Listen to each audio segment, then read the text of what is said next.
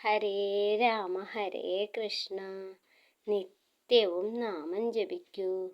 ഭാഗവതത്തിലും രാമായണത്തിലും ഗീതയിലും എല്ലാ തത്വങ്ങളും മനസ്സിലാക്കി തരുന്നു. വിഷ്ണു സഹസ്രനാമത്തിൽ ഒരു നാമമെങ്കിലും ദിവസത്തിൽ ജപിക്കൂ. എവിടെ രാമനാമം ജപിക്കുന്നുവോ അവിടെ മഹാവിഷ്ണുവിൻ്റെ സുദർശന ചക്രം ഭക്തരക്ഷയ്ക്കായി കറങ്ങിത്തിരിയുന്നുണ്ടാകും.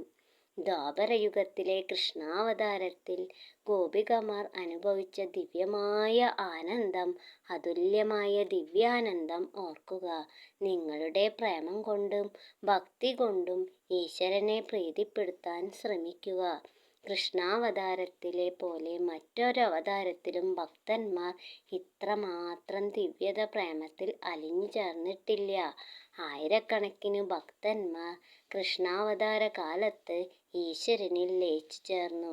അതുകൊണ്ട് ഈശ്വരനുമായി സായുജ്യം പ്രാപിക്കണമെങ്കിൽ ഭക്തി ഒരു മാർഗമേയുള്ളൂ.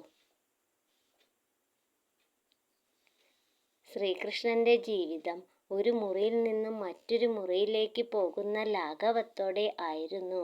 അദ്ദേഹത്തിന്റെ ജീവിതയാത്ര തന്നോട് ബന്ധപ്പെട്ടവർക്കെല്ലാം സന്തോഷം വാരിവിതറി. ആ പരമാത്മാവ് ശരീരം വെടിഞ്ഞപ്പോഴും സ്വന്തം കാലിൽ അമ്പെയ്ത വേടന് പോലും പരമപദം നൽകി അനുഗ്രഹിച്ചിട്ടാണ് യാത്രയായത്.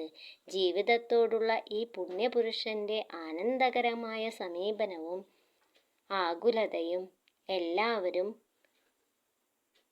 ഓർക്കട്ടെ. ഗീതയിലും ഭാഗവതത്തിലും ചില വചനങ്ങൾ ഭഗവാൻ പറയുന്നത് ഇങ്ങനെയാണ്: എന്നെ വിശ്വസിക്കുന്നവരെ ഞാൻ രക്ഷിക്കും. എന്നെ ദുഷിച്ചാലും എൻ്റെ ഭക്തനെ ദുഷിക്കുന്നത് എനിക്ക് സഹിക്കില്ല. ഞാൻ യുഗങ്ങളായി അവതരിച്ചു കൊണ്ടിരിക്കുന്നു. ഭഗവാന്റെ എല്ലാ കാരുണ്യവും എല്ലാവർക്കും ഉണ്ടാകട്ടെ. ഓം നമോ ഭഗവതേ വാസുദേവായ. സർവം കൃഷ്ണാർപ്പണമസ്തു.